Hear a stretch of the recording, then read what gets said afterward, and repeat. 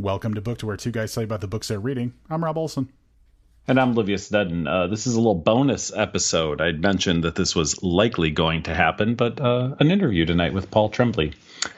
He is the author of the Bram Stoker Award and Locus Award winning The Cabin at the End of the World, winner of the British Fantasy Award for Disappearance at Devil's Rock, and Bram Stoker Award / Massachusetts Book Award winning A Head Full of Ghosts, which is in development with Focus Features. He's also the author of the novels The Little Sleep, No Sleep Till Wonderland, Swallowing a Donkey's Eye, and Floating Boy and the Girl Who Couldn't Fly, which is co-written by another one of our favorites, Stephen Graham Jones. His essays and short fiction have appeared in the Los Angeles Times and numerous years' best anthologies. He is the co-editor of 4 anthologies, including Creatures, 30 Years of Monster Stories with John Langan. Paul is on the board of directors for the Shirley Jackson Awards. He lives outside of Boston, Massachusetts, has a master's degree in mathematics, and has no uvula. You know what? The whole time you were reading that, I was trying to think of some part of the bio I could make a joke about, and just nothing hits me. So I'm sure over the course of this interview, many things will come up that you'll want to make jokes about, and I strongly suggest you refrain. All lame, non-joking, because we're not joking, right? Aside. There is a little bit of spoilers in this interview. So in a second, Rob is going to tell you at what minute mark you can start skipping and what minute mark you can come back. I don't think it's heavily spoilery. Like, I don't think it'll ruin your experience of the book, but I am a purist. I wouldn't want to hear what we had to say before I read the book. Yeah. In retrospect, I feel like that the stuff that we discussed, not gonna ruin the experience of reading the book, but it is nice to know. So if you're concerned about spoilers for Survivor Song and possibly other works by Paul Tremblay, between the 19-minute 30-second mark to about the 31-minute mark in this episode, there are some discussion that have to do with characters and things that happened in the book that might spoil mildly some of the story of Survivor Song, but also dips into some of his other work as well. Not something that's going to ruin the experience of reading the book, but it's enough where we wanted to make a point of pointing it out to you. All right, so now you know where you need to skip if you need to skip, but don't skip anything else because this is all great stuff. Here's our interview with Paul Tremblay. Paul, thanks a lot for joining us again on the podcast. We didn't wait 4 years this time. We actually kind of made it a little quicker, but we always love having you on, so thank you. Oh, thank you. I'm very happy to be back. So off air, before we started our official recording, we talked a little bit about synopsis and synopsis writing. So I'm going to give you an opportunity to give us the synopsis for Survivor Song in your own words. Oh, boy. So I sort of, when we were talking, semi-joked, but not really, that it usually gets presented to me first. I don't know if that's the same way with every publisher, but I can't remember if this one. I can't remember if my editor wrote a summary or a synopsis first, and then asked me to, approve it, kind of thing. But anyway, I guess I'll just summarize the first part of the book, which is generally what I do. I'm already rambling. I'm only a half a beer in. This is not good news. So, Survivor Song. It opens sort of in the middle of. Sort of the beginning of an outbreak of a super rabies virus in the Boston area. So it's not really a pandemic. It's really sort of, for the moment, localized to the Massachusetts area. In the very first chapter, or really it's even the prelude, Natalie Larson is 8.5 months pregnant. She's in her early 30s.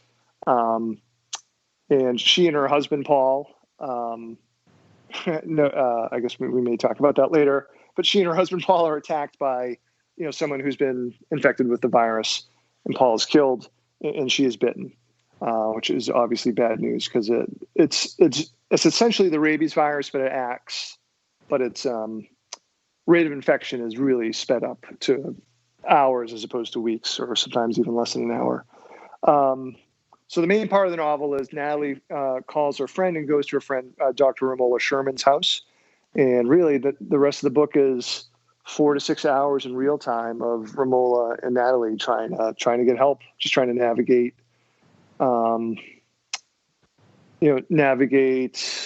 sort of what's breaking down and what's not really working in Massachusetts. And I'd say, unfortunately, it mirrors kind of what we're going through now.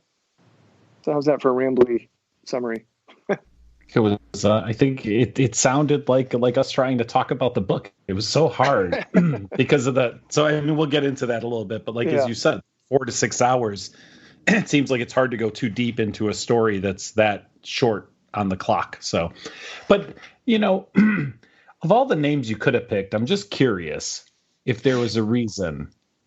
Like, you literally could have picked any name for the husband, and yet you went with Paul. Livius. Well, what is there? Is there a story? Yeah, exactly. You could have named him Livius, but you didn't. You went with Paul. And I'm just curious if there was anything behind that.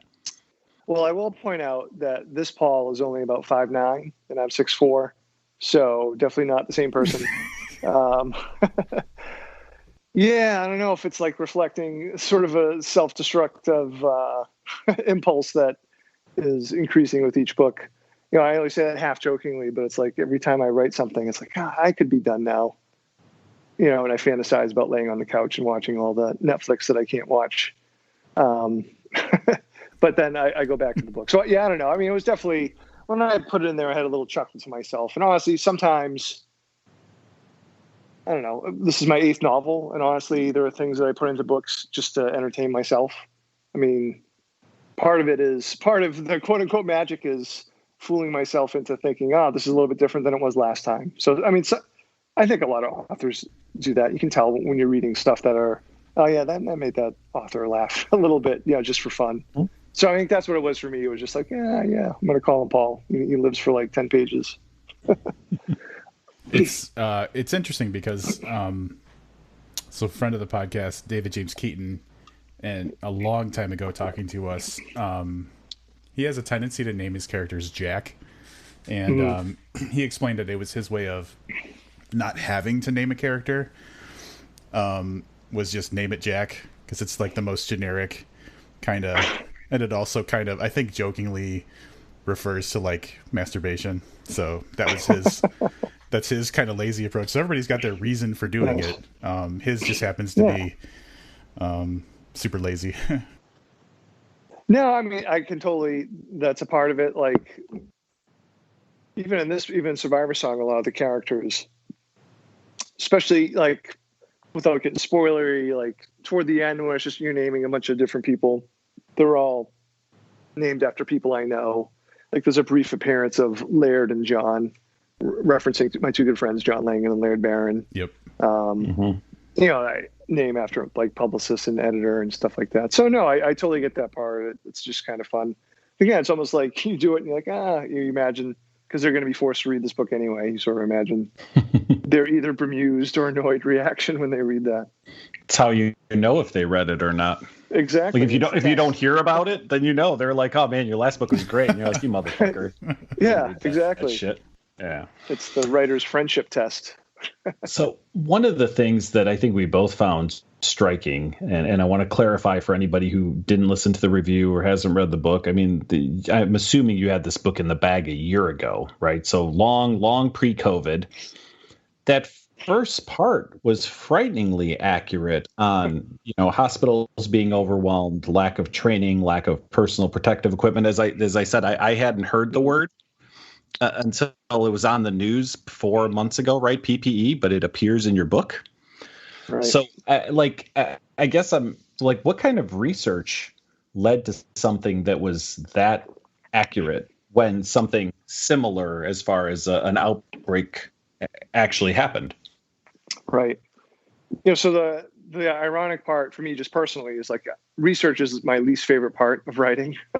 To the point where like I try to avoid stories that need like a lot of research. And I know there are plenty of like brilliant writers who are the total opposite. Like, I know that Stuart Ornan and Alma Katsu and Jim Shepard, I don't know if you've heard Jim stuff, like they write because they love to research. And I'm totally the opposite. So for this book, I got the idea for it in July 2018.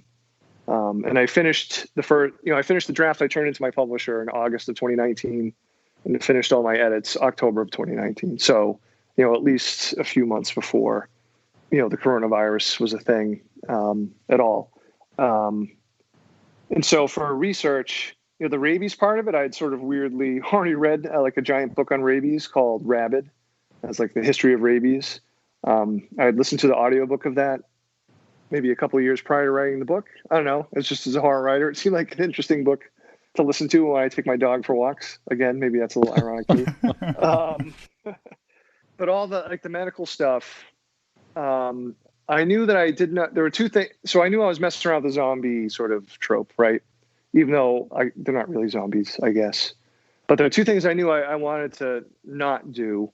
One is I didn't want to write a story that was, 700 pages, cast of thousands, third person jumping to all point of views. There's nothing wrong with those stories. I just feel like they've been done a lot of times and been done really well. So I figured my way to make the story a little bit different would be to have it really tightly focused over a short period of time and stick with two main characters. And I also didn't want to, because I feel like we've seen it too many times. Like, I didn't want this to be the end of the world. It's not a spoiler. I say it at one point in the book. This isn't the end of Massachusetts. It's not the end of the world. So again, I feel like too many of these kind of stories almost like lovingly, almost fetishistically describe the end of the world. And I didn't want that either. So anyway, but I knew I needed, so to do that, I felt like I want to make it a smaller story in terms of time. I needed to not focus on the national response, but what would the smaller, quote, local response as opposed to smaller? Like, what would one hospital in the suburb of Boston, what would that look like? So my younger sister, she's 11 months younger than me. We're very close, and she lives close by. My sister Erin, and so I was like, "Hey, can you help me with research on this?" And I told her the story, and she actually got me. And she works at one of the biggest hospitals in Boston. And she got me access to like their generalized emergency plans of a pandemic, what it would look like, and stuff like that. But the meat of the stuff that went in there, the first time I ever heard of PPE, she went into detail with me what they went through in like the terrifying 2 weeks in 2014 during the Ebola outbreak. Yeah. Now, obviously, the outbreak was bigger it was huge in Africa, but we had a few patients here, and a couple nurses got sick in like Texas or something like that. And we actually had one. I don't think he actually had Ebola. He was suspected of it, or maybe he had it. But there was one in the Boston area.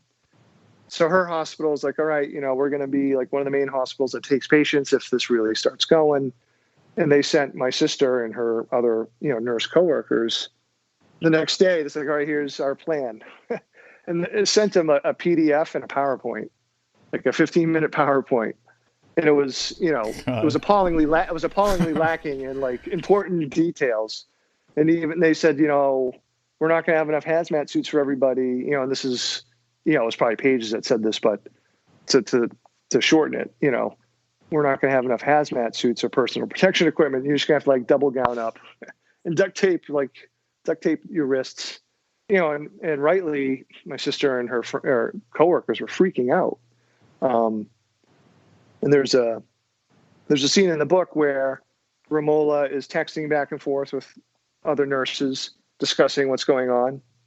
And that text exchange is pretty much the exchange that my sister and her friends had talking about Ebola. And I reworked it, obviously. But, where they're talking about PPE. And the thing that always struck me was, they're funny, dark humor, pissed off, scared, but by the end of the text chain, they're still like, yeah, but I'm still, I'm going to go into work tomorrow. Right.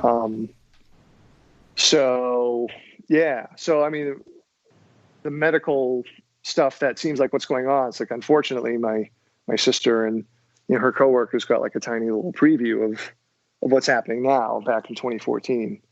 So that's been like, just on a personal level, like a really sort of weird part of this book that I don't like. That, it was such a cool thing to be able to work and collaborate with my sister on it. And then, have real life get so horrific for her. It's been sort of a little hard to deal with. We're doing well in Massachusetts now, and her hospital, I don't want to say too much because I don't want to get her in trouble, but, they put way too much on them in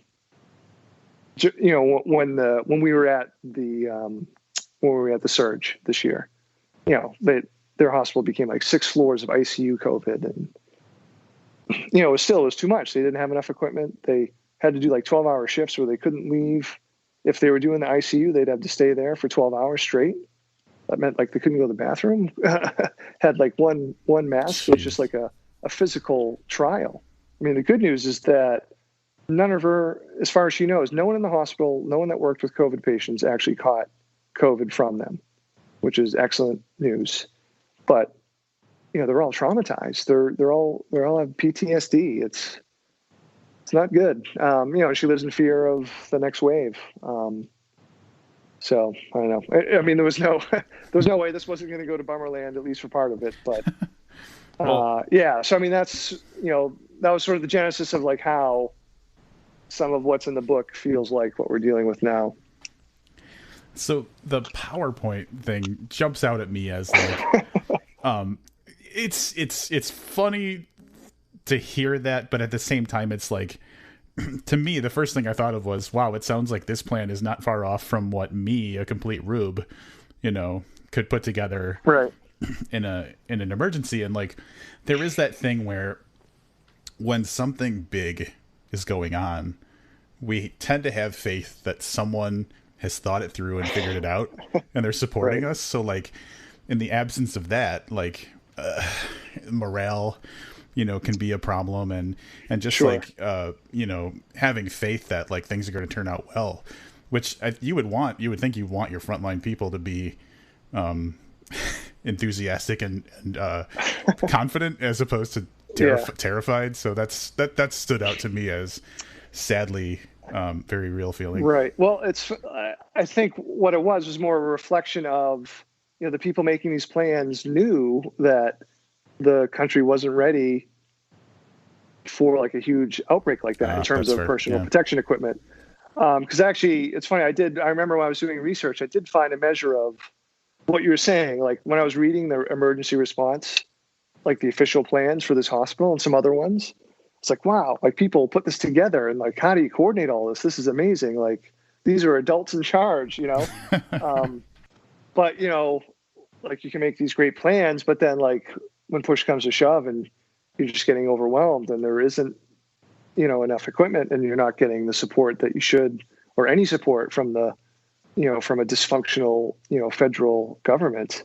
I mean, it all really comes back to our health care system sucks. And my sister's been telling me this for years, and it's not a surprise, but you can see it now just playing out, just the lack of centralization. I mean, it's beyond crazy that we don't have like a centralized medical health care that everyone has access to.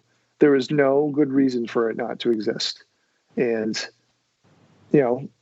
more people have died than should have because of that, including the poor response, and poor isn't the right word, the fucking shitty response or lack of response by the federal government, has most of the blood on its hands. But, anyway. So, this is not an intentional steering the conversation away from this, but the next question just doesn't have to do with that. So, sure. No, and I don't mind like shifting, because I've been trying to say like it's weird because you still have to like, hey, this is a book, I hope you guys read it, because that's like the first talking point is like some of how similar it is. But it's like, I found that most people have read the book have taken a little bit of hope from it, and it's really the focus of the book is more like the friendship and stuff. Well, so, I'm happy to move to towards away from me just continuing to drink beer and swear at the government. That's a good point. I think that me and Livius both acknowledge, and I would imagine that people who have read it would acknowledge that the outbreak isn't the story. The story is the characters and what they go through. At least that's how I felt. And so speaking of characters, and I'm going to pause to say that like we decided before we started recording this that we're probably going to talk about some spoilers a little bit. So this particular question might for the people who are listening, I want you to know this might lead into some spoilers. So at the beginning of the episode, I probably have some sort of like very thoughtful warning about if you don't want the book spoiled, skip this part. So it's probably this part. I want to start by talking about, and it's weird because we really haven't addressed the main characters of the book directly, but I want to go to different characters because you crossed over two characters from Disappearance at Devil's Rock. And it was later in the book, and there was a lot of, we talked a lot about it in our spoiler talk, which I don't know if you had you didn't have access to it, so you don't know what we said, but like it was a very exciting part of the book for me to see how you handled that. So I'm wondering, I know that part of the reason that it was possible was proximity, like this stuff takes place in generally the same area. But like, what led you to want to cross those characters over? And we're going to have, I'm sure, a ton of follow-ups about like what went down. But where did that start from? Sure. So, I mean, you gave the spoiler warning, so I guess I might as well say their names. Yeah, so Josh and Luis were two characters in my novel, Disappearance at Devil's Rock, which did take place in the same geographic area. So they weren't, I mean, I guess they got, when I planned the book, they were in there fairly early, but they weren't there right away. When I was like sort of like planning out the book, it was fine. When I first started planning out the book, it's like, oh man, this is going to be like a really another heavy kind of like intense book, like Cabin at the End of the World. I was like, I feel like I want a little bit of comic relief in one sense, but also, so I created the super rabies virus. I felt like I had to at least address the zombie word in some way. One, because the reader would be thinking zombies at some point. And two, if this was really happening, you would have people calling, these people infected by rabies. They didn't raise from the dead. They're people that just, once they succumb to infection, they're just, their brain is fried essentially. They become violent and bitey, shall we say. So I knew that, there'd be people talking about zombies like, oh, well then I should, maybe at this point in the book, at a certain point in the book, I want to have Rams and Natalie meet up with like a couple of self-stylized zombie experts. So once I thought that, I was like, oh, I already have a couple of those and, maybe they're close by. So I was actually really excited to do that. That was a part of the book that was sort of fun to do. For a lot of my novels, especially, I typically imagine like a scene at some point in the book. It's usually past the 2/3 point. That's like my carrot at the end of the stick scene. Like, oh man, that's going to be cool. I can't wait to write that part. So I always write my books in the order in which I think it's happening. Like I can't skip ahead. If I did, I would never write the book. Yeah. I would never write all the hard stuff before it. I would just go to that part and write it. So the interlude in particular was something I was looking forward to writing, as monstrous as that might make me. So yes, we both thought that all of that was handled super, super well. The one concern that I had, and I guess I want to get your take on it. Clearly, this wasn't a big concern for you, right? Because you did it the way you did it. Much like I said in our review, like I would have loved to have read this pre-pandemic, right? To get a feel for like the world you're describing, but right. you never get to go back and unknow what you know. So I guess I'm wondering, did you worry at all about people who maybe this is the first of your books they're picking up, like not getting why there was a particular focus on these kind of, walk-on characters? No, I figured, I mean, it really wasn't. I mean, maybe I shouldn't say that. Maybe a tiny little bit. Like the hardest part for me was how much do I hint at their backstory? I might give a little of it in the prelude section of the book, but I was content to have them. Disappearance of Devil's Rock of the William and Morrow books, is sold the least. Maybe. I don't know if Growing Things has sold as much, but anyway, that novel compared to the other ones hasn't sold nearly as many copies. So I was like, I really don't expect a lot of people to know, oh yeah, Josh and Luis, that those are the two guys from, the two friends from Disappearance of Devil's Rock. So that really wasn't a huge concern for me. And once I got into the book, their role, the importance of their role sort of crystallized to me in this way. Like, once I knew the book was going to be about the friendship of Romola and Natalie, I thought it was important to have another friendship, like those two friends, to juxtapose with. So, because here are Romola and Natalie in their, early to mid 30s. They're adults. They've lived adult lives for a while. And their friendship is, much more mature. It's had those intense moments, those intense peaks where, they're new friends. And, it's like new friendships start off really intensely, almost just like a romantic relationship when you first have one, or when you're first entangled with whoever your partner is. But friendships have these interesting sort of like ebbs and flows where like maybe you don't see your friend for a little while, or you're not as close as you once were, or maybe it's a relationship where even if you don't see them for like a year or two, you pick right up where you left off, and it doesn't feel awkward at all. So I liked having the idea of these lifelong friends, with those sort of, different, I won't say high and low points, but those, different, I guess I will, high and low points, in their relationship already sort of pre-story, and have them, they get to see Josh and Louise, who are probably acted like they did when they were that age, that sort of like fresh, strong, we're friends forever, I'll do anything for you kind of thing, where like when Josh and Louise make decisions about like each other, there's no hesitation, and then actually, in some ways maybe leads, or we're talking spoilers, maybe leads to their downfall a little bit. Whereas Romola and Natalie, I mean, there's a lot more history, but it's also each question about, particularly with Romola, like the moral questions she faces and perhaps fails, depending on your point of view. Like, how far is she going to go to try to help Natalie? Is she going to break some social compacts? I thought those were really hard questions, that I posed to Romola. And it's been funny to see some readers talk about like what Rams, eventually does or needed to do. And like, I don't know, like if you're in that spot, it's a hard question to ask if you'd be, would be able just to say, oh no, I definitely wouldn't do what Romola did. Or I would definitely do for my friend what Romola did.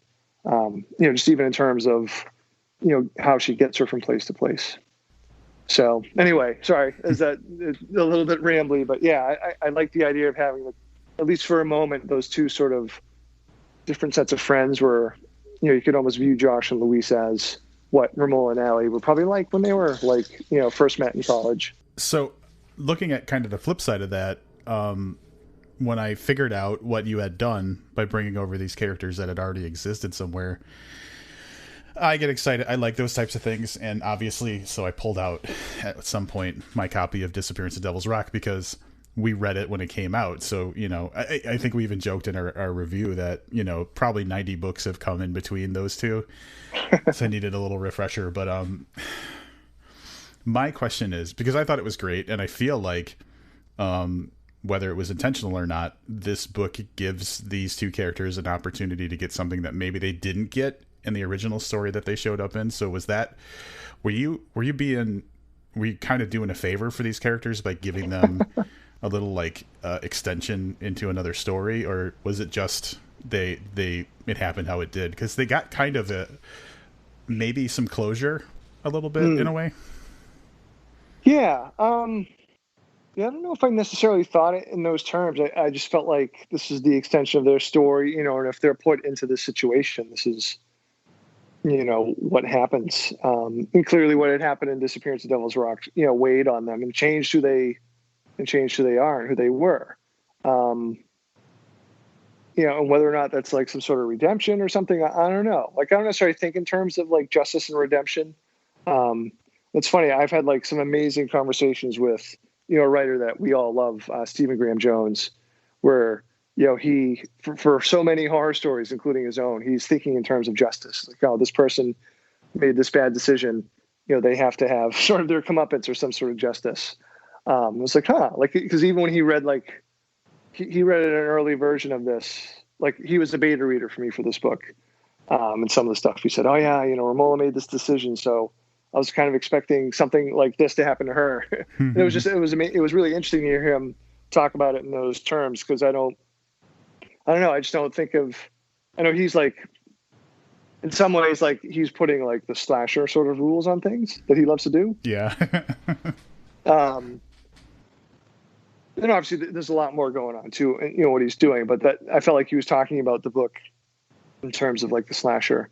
And I don't know. I just didn't think that way. Some of it is just, you know, I don't want to say like I follow where the characters go because I had a very, you know, rough idea. I sort of knew what was going to happen to Jocelyn Louise, but you know, so I know what's going to happen to them, but I don't know what they're going to say. Like I don't know what they're going to do in the moment necessarily, if that makes any sense.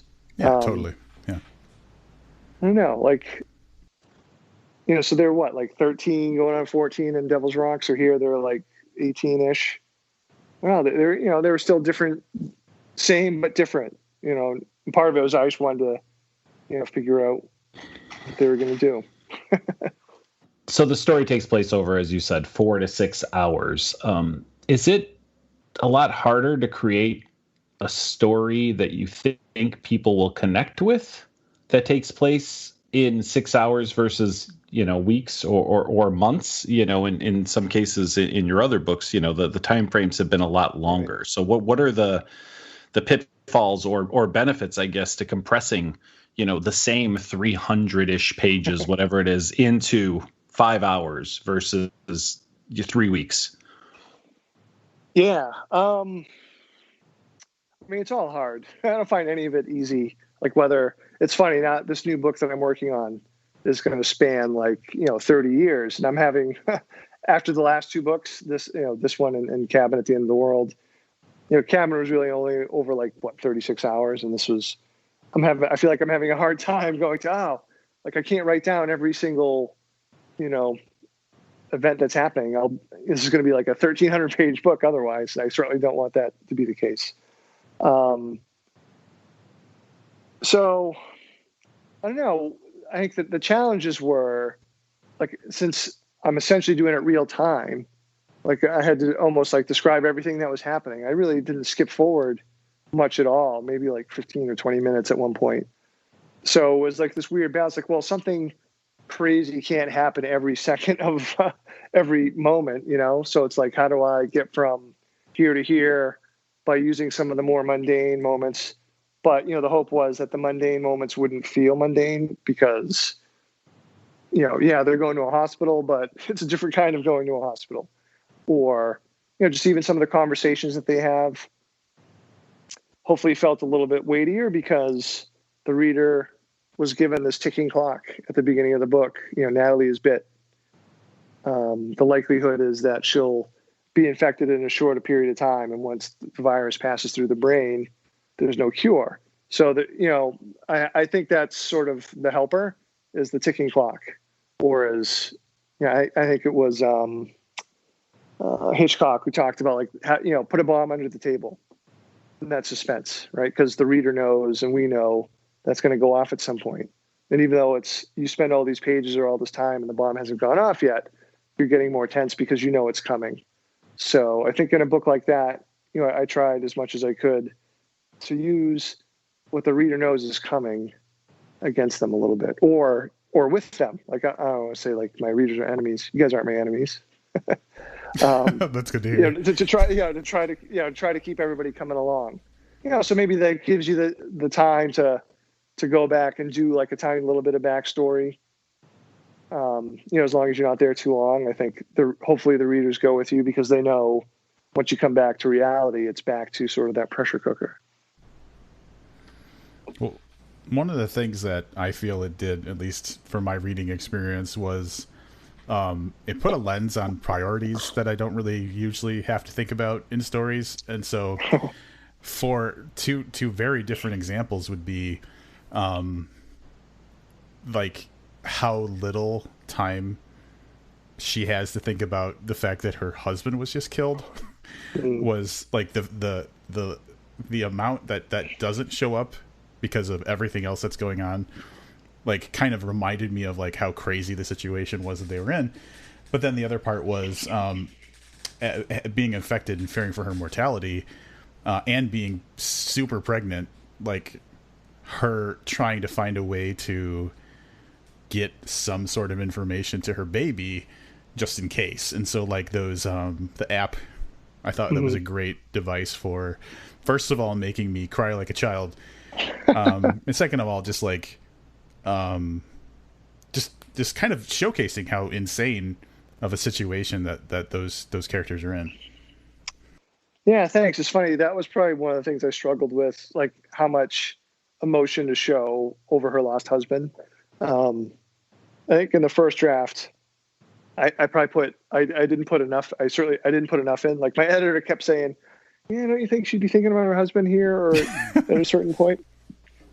Like, yeah, I guess so, maybe. I didn't want her to be pining for her dead husband the whole book either. So I mean, yeah, that was kind of hard to balance. Thank you. I'm glad you enjoyed the diary app, Voyager or Voyager, I guess she says it in French. So part of the role of that was like I knew that the point of view of most of the story was going to be from Romola, and part of that was like I didn't want to be telling like big swaths of the story from the point of view of a pregnant woman, because part of it is like I've never been an 8.5 months pregnant woman, and I would never pretend to be otherwise. But I felt like I could dip into her diary entries where she's talking to her child, because that was more of a parent talking to a child that they haven't met yet. And I felt like, I could maybe pull that part of it off. So, just to get, that, I thought it was a good way maybe to break up the narrative. So it's not all third person. I don't know. And I'm a sucker for trying to squeeze in different narrative sort of forms when I can. And I like first person. So it's like, okay, I'm going to get to sneak some first person in here too. Well, it is quite the juggling act, because then you have a short time frame to make us care about the relationship of Romola and Natalie, who, we barely mentioned now, half hour into talking about the book. So you mentioned, that they're longtime friends and stuff. Again, I mean, is there a challenge there? I mean, I think that you did a good job with delivering a very good picture of their relationship. But again, I mean, you have to do this while you're, juggling, introducing us to a pandemic, Natalie trying to establish a form of future communication with her child. I mean, I guess, I asked if it was harder or easier, and it would strike me that you have more to juggle in a short period of time where, again, if this took place over the course of years, we could see snippets of their friendships and we can kind of get where they're at, but you've got 5 hours to do it. So how do you do all that all at the same time? Well, thank you. I would say like one of the other things going into the book that I knew I wanted to try to do that was in this case different from the prior books. My 3 prior novels all dealt with, all featured families in different forms of distress. So I guess Natalie hasn't had the kid yet, so although she is talking to her, so we sort of have an almost family. But I was like, instead of dealing with like fraught familial relationships, how about a friendship? Just for me to be different than the 3 prior novels. So that was definitely, something I wanted to try and focus on in this book. I don't know. Otherwise, I don't know. I mean, actually, I thought it was just for me fun just to kind of think about like the friendships that I had in college. Because for me, college was the time that I sort of blossomed and, figured out who I was. Like I had a miserable experience in middle school and high school, and college is where I really felt like I discovered myself and I made some great friends. So that's I think reflected hopefully in the beginning of their relationship. In terms of the other parts of it, it's hard to describe. You just kind of, in some ways, I feel like I still just go by like feel so often. I can't exactly explain why. Just learning that you trust your subconscious as a writer, and it's a hard thing to do. It's taken me, 20 years to get to this point, I guess. When you trust your subconscious and like you put things into a book and you're not even sure why it's there initially. You just trust that it's okay. And then hopefully at some point before the end of the book, you figure out why you put it in there. And if you can't figure out why, then, that's the stuff that you cut. Or if you figure out, that doesn't really need to be there. It doesn't serve the story. I don't know. So for me, it was a balance of like, how much backstory do I give? I mean, it can be obviously really annoying if you're flashbacking and stuff like that. But I hoped it felt a little bit less flashbacky and more sort of part of what they might actually be thinking about at that moment in time or something like that. So, just a thought I had as you were talking, is because I was trying to think of other friendship based stories and stuff that I'd either read or seen. And it's something that I've been thinking about lately. I'm forming an opinion on, and it's not like fully formed, but I found that of the stories that I see where it's like a best friend situation, a lot of times you see it told as almost in the same structure as a romantic relationship, but obviously without the romance aspect. So like, they have a fight and they don't talk. That's like a breakup. Like, there's similar, there's parallels and stuff. And I've found that for some reason I can accept and invest myself more in a friendship relationship story than I can in a romantic relationship story. And you're seeing a lot of the same beats, but it just seems like for some reason it's easier to get into. And so that has nothing to do with like what you were talking about with your book, but it occurred to me that like the friendship narrative seems more approachable sometimes than if it was two people who are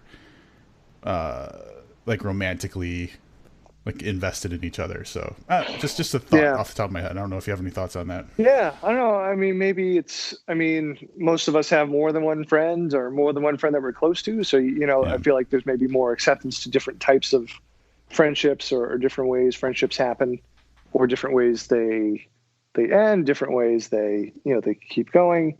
Whereas like if you're in a long-term romantic relationship and you're reading something about a relationship, you're like, it's not like mine, or it's not like that. I don't know. I think the friendship relationships are really interesting because in some ways, like, in a family relationship, you have no choice. They're your sister, or your brother, your mother, your father. I mean, you can choose to not talk to them or something like that. I mean, which is obviously interesting to write about. But you have no choice in those relationships. And maybe even some people feel like in a romantic relationship, they fell in love with somebody. I mean, the idea of falling in love with someone almost like takes away the idea of choice. I'm not saying that, clearly there is choice there, right. But the romanticized version of some relationships is, I fell in love. It was uncontrollable. Love at first sight, right? A friendship's different. A friend is there's choice. There's, at least it's how it's usually talked about and presented, that there's clear choice. A friend can be family that you choose. So, there's all sorts of friendships you can have. So, I mean, there's definitely a lot of interesting ways you could potentially go with it. It's even though I saw a reviewer, she did an amazing job reviewing it. It was talking, called Rams the Samwise of the book, and in Natalie's Ramon. I'm like, she's right. Damn it! But I wasn't even thinking in those terms. But it's true. All friends are Samwise and Frodo. That's terrifying. I'm going to ask this next question. I know to anybody who hasn't read the book, this is going to sound like a spoiler, and it's really not. I'm just going to ask, what's up with the vampire rabbit? So part of Romola being born in England originally, was a way to sort of honor that I got the idea for this book when I was in England. And I was in England for the first time in my life in July of 2018. It was the first time off North American continent. I mean, I got my first passport in 2016, a week after Trump got elected. Make of that what you will. So like my British publisher had me over for sort of an old school book tour, and it was unbelievable. It's like one of the best things I've ever done in my professional career. And one of the first, let me think. I'm trying to think of the timeline here. So anyway, I land in London, but then they sort of take me away to the Midlands for a little convention, like a 2-day convention in in Derby. And then shortly after that, we go up to Newcastle, which is where some of this book eventually, or is referenced, because Romola is sort of from that area. So one of the things I really didn't know much about is like my mom, it's my mother's father, she talked about a lot. He's Irish, he's from Ireland. Her mother was from England, which I knew, but she's like, oh, she's from the north of England, South Shields. I'm like, oh.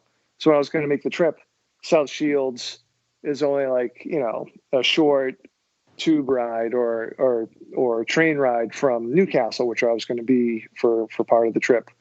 And so my publicist, Lydia, who I consider a very close friend now, so yeah, she allowed me a little side trip to South Shields. It was just really cool, to see. It's like, hey, my grandmother's from South Shields. I never thought I'd ever be here. So we come back to South Shields, and I'm in Newcastle. And this is like an instance where like the internet is actually a cool place. I mean, it can be cool. A lot of times it's just a hellish cesspit. But an example of the internet being like, wow, this is amazing. I happen to tweet out, hey, I'm in Newcastle doing a signing tonight, blah, blah, blah. And some, random person tweets back to me. He's like, hey, when you're in Newcastle, you should go see the Vampire Rabbit. I was like, I tweeted back, huh? What? And he sent a link. And there's the Vampire Rabbit of Newcastle. It's this little gargoyle-y statue thingy that sits above like a door that's facing a church. And it is what I said it looks like. It looks like it's got like teeth and red teeth and claws, and it's got big hair, ears, more a hair than a rabbit, I suppose, but we'll call it a vampire rabbit. And it looks like a vampire rabbit. No one's quite sure why it's there or why it looks like that. There's theories, but no one has been able to say definitively why this thing is there. So with all that sort of Englishness rattling around my head, I made Romola be from South Shields / Newcastle, and managed to work in a reference to the vampire rabbit too. Do you know that people are like, or at least me and Livius, when we were talking about it, we're like, what's with the rabbit? Like, we're trying to figure out if there was like a significance to the story, so it had to be one of the questions that we asked when we talked to you. Well, like vampire rabbit, rabies, teeth. It all makes sense. It all fits together. So moving away from the book, unless there's something else that you want to talk about with the book, I had a question about something that recently popped on my radar. Was sure. You tweeted about your new 3-book deal with William Morrow, so first of all, congratulations.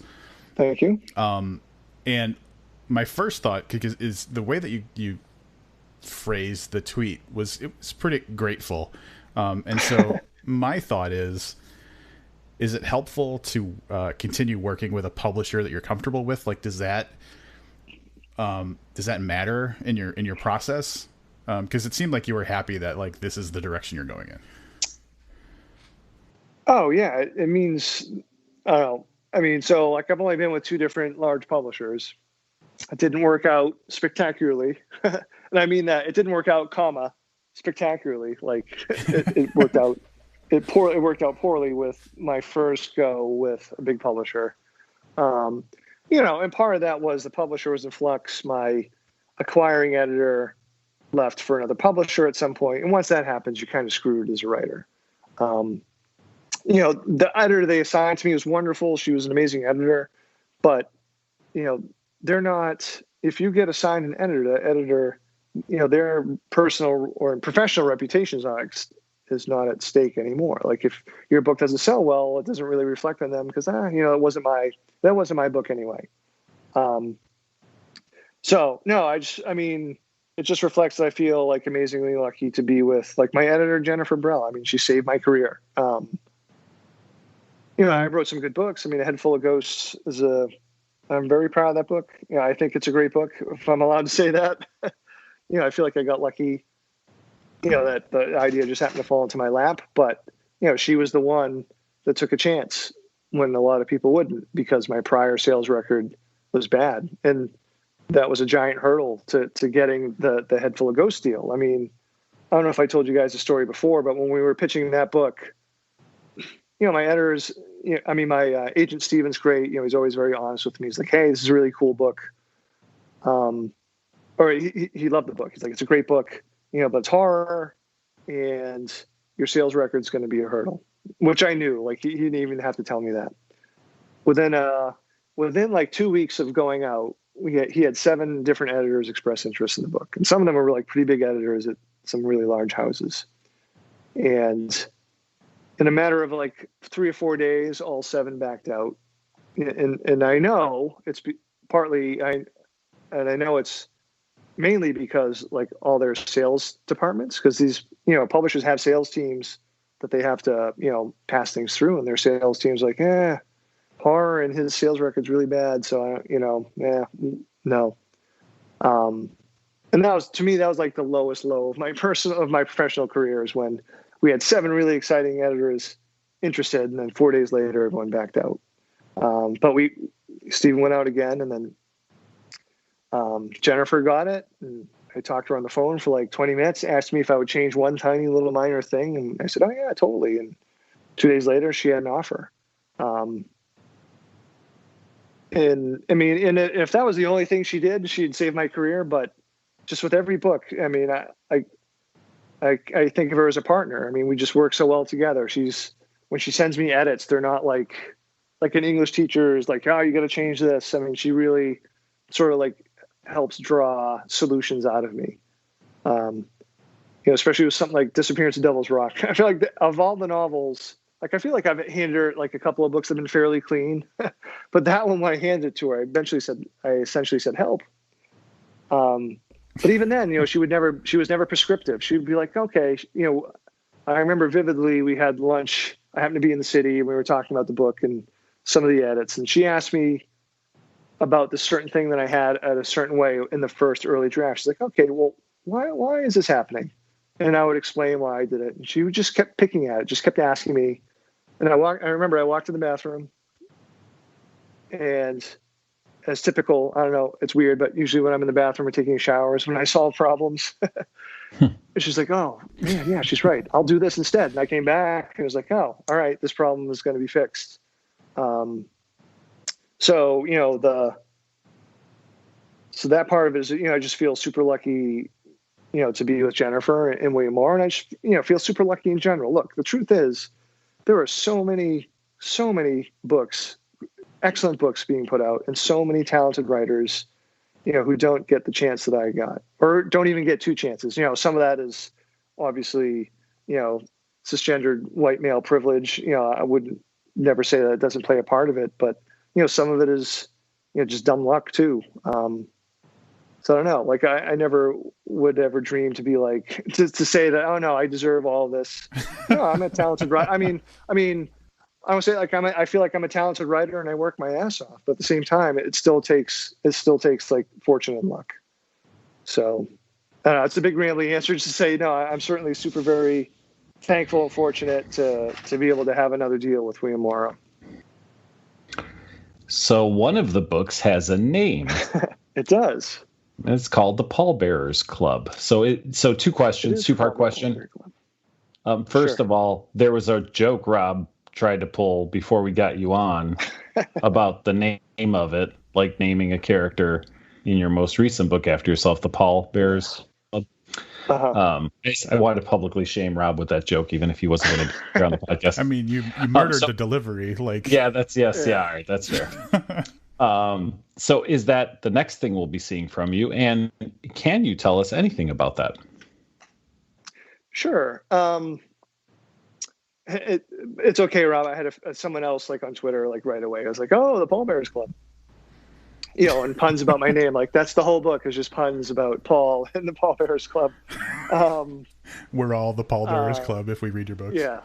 Yeah. So, well, the title comes from like an actual Pallbearers Club. It didn't necessarily mean my name, but I will say, and I haven't really said this anywhere else, that the book is going to be presented as sort of like a faux memoir. That's sort of like the idea is it's a faux memoir from the main character. And the main character basically has large portions of my high school existence, and that like the split between me and this main character is sort of like, I'm almost imagining what would be like a alternate path that I might have taken if like this really bizarre stuff had happened. So there is like, I'm putting in a lot of like personal stuff and mixing it in with a ton of fiction too.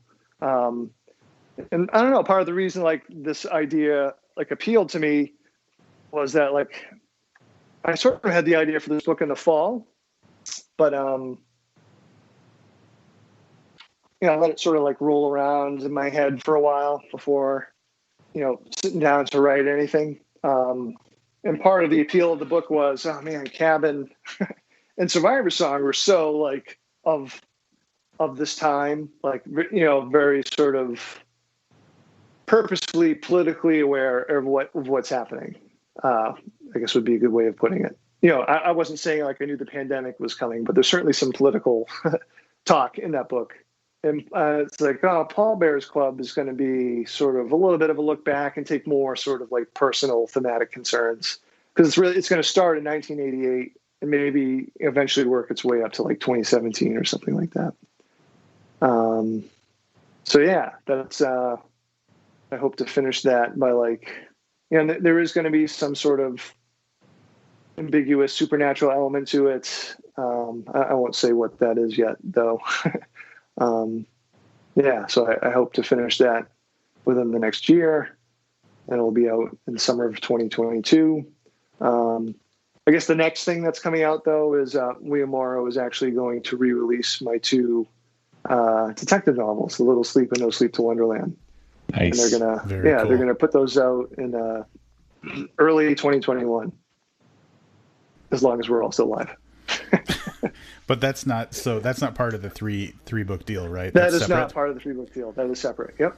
So, the article I read, so Paul Bear's Club is locked in.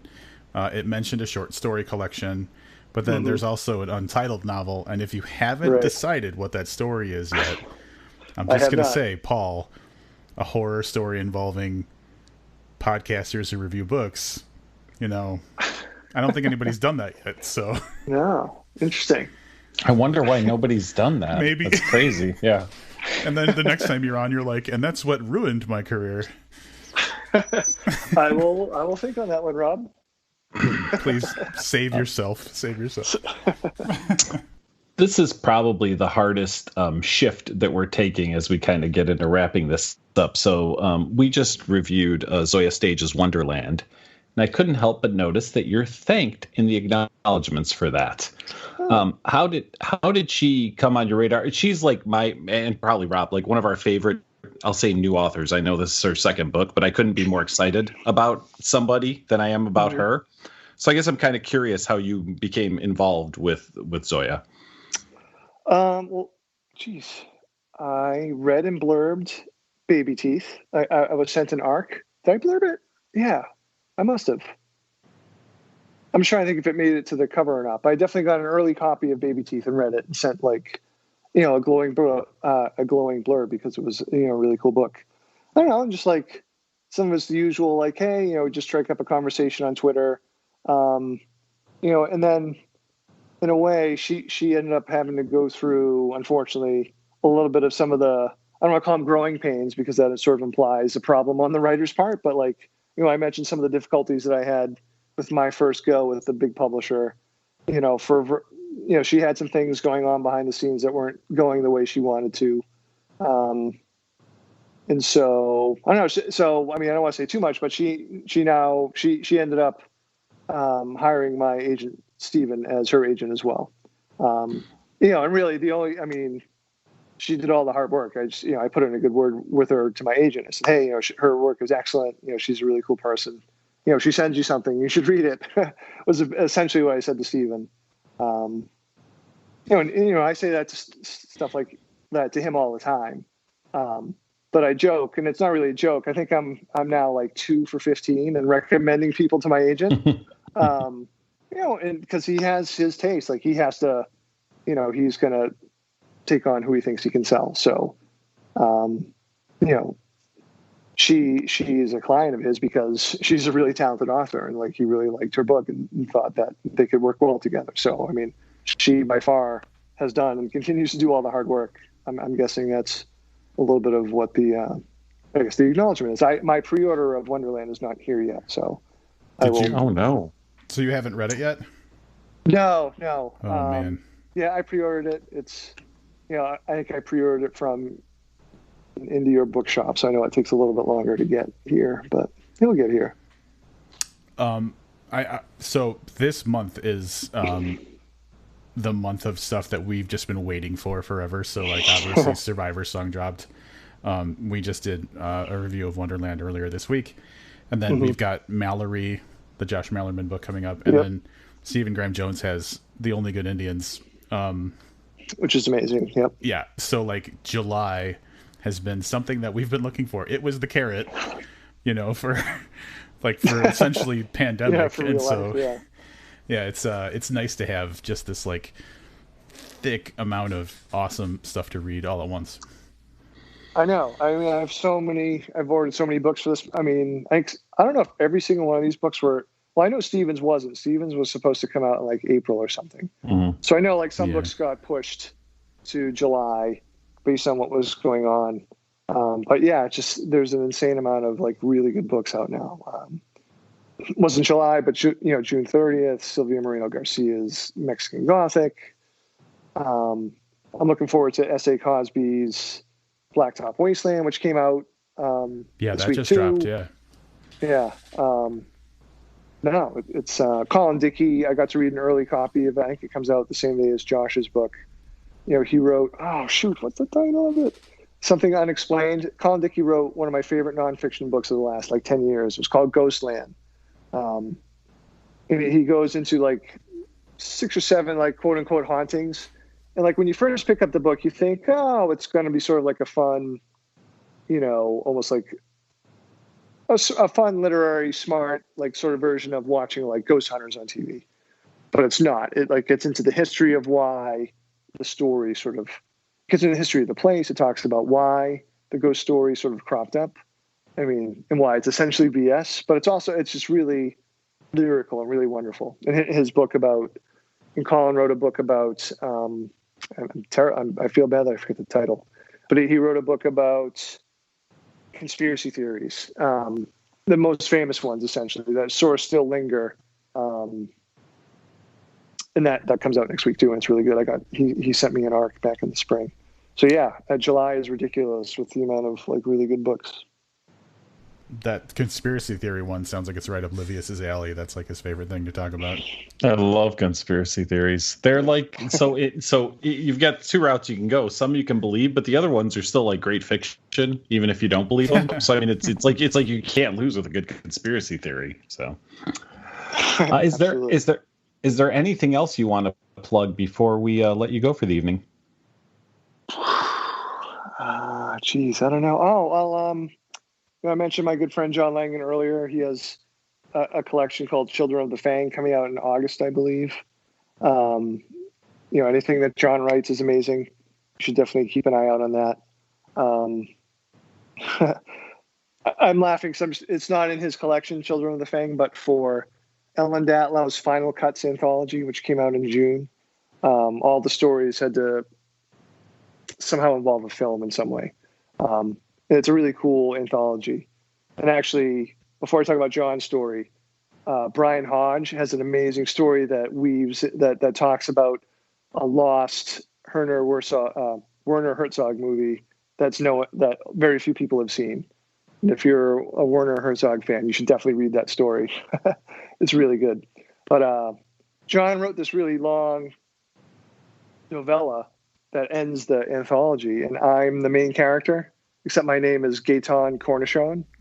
Cornichon is, of course, French for a little pickle or something like that. Oh, nice. So the name is very goofy, but the story is really good. It's really dark. He actually apologized to me. He's like, "Man, sorry. What do you mean? This is amazing." Because I end up doing some pretty awful stuff.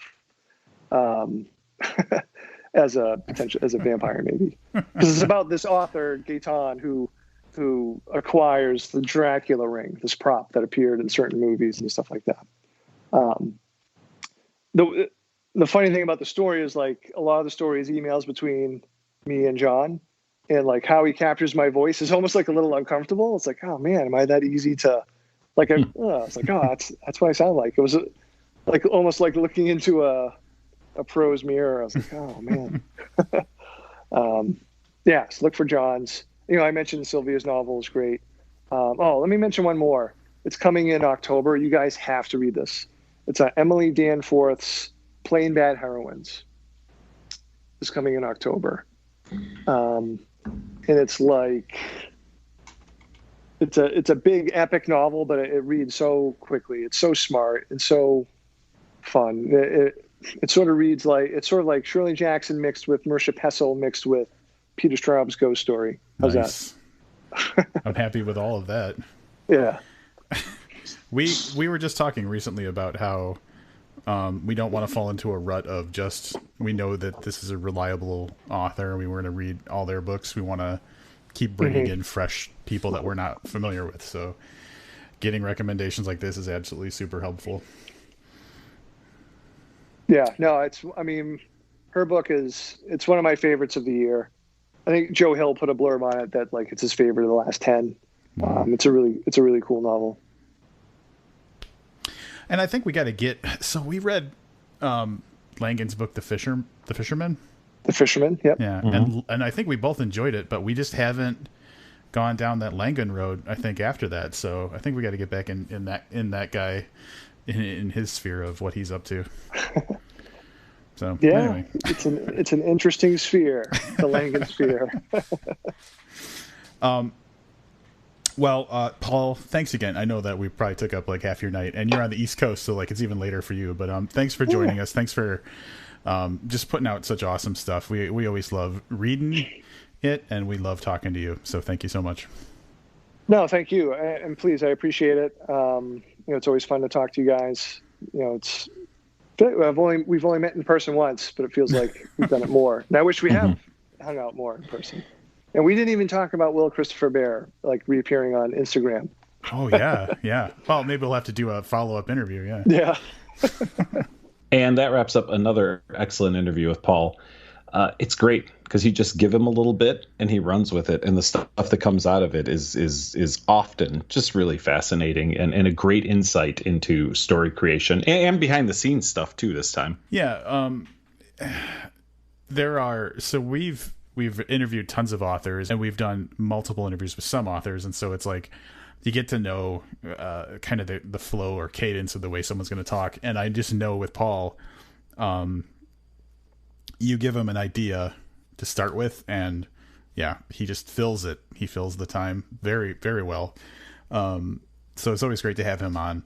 And yeah, I like the look not only at the book but also the publishing industry. And one thing that struck me was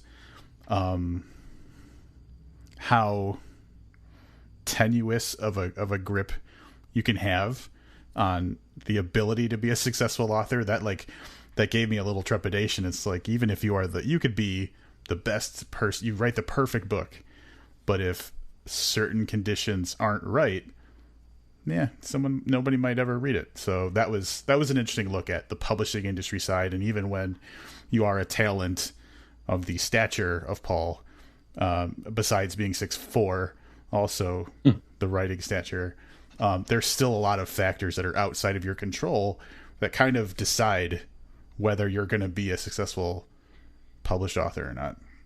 Here's one of my favorite stories that somewhat relates to that, and specifically we talked about regarding A Head Full of Ghosts. South Park. So I realized, you're like, how is he going to transition South Park to Head Full of Ghosts? I've got it though. Was originally I don't have notes on this. What's that? Commissioned. So someone commissioned Trey Parker and Matt Stone to do a kind of profane, funny Christmas cartoon that they could send out as a video Christmas card. So a bunch of VHS tapes went out with this thing that they did. The person that commissioned them worked for Fox Television. Yet nobody at Fox thought, hey, this is really good. We should talk to these guys about doing a series, right? But somebody... Right. It eventually ended up with somebody at Comedy Central who said, holy shit, this is gold. So I'm thinking it was viral. It was getting passed around through celebrities. They were like, "Oh, Yep. you have to check this out." Like Clooney, it was like, "Oh, hey, at a party or something, check this out." Yeah, so that's A Head Full of Ghosts, right? Like it was put in front of like a lot of influential people that could have delivered a brilliant book that all failed to do so and let it go to somebody else who wasn't on like the original distribution list for it. So there you go, man. So that's sometimes how it happens. I'm just glad for Paul that he found a publisher that really supports his work, because he's a great storyteller. Yeah, and if you think about it, it's a good thing for all of us, right? Because we get to read the books and support Paul, I guess. Yeah, excellent interview. I'm hoping that with the books that we have coming up this month, that we'll have the opportunity to do a few more. We just, in the previous episode, reviewed Wonderland by Zoya Stage, but we've got a Josh Malerman book coming up. We got Stephen Graham Jones. So hopefully, in addition to those reviews, we'll be able to bring up some other interviews as well this month. And as Rob mentioned, you can come back in, 3 or 4 days and hear our review of Mallory by Josh Malerman. Until then, I'm Olivia Snedden. And I'm Rob Olson. Keep reading.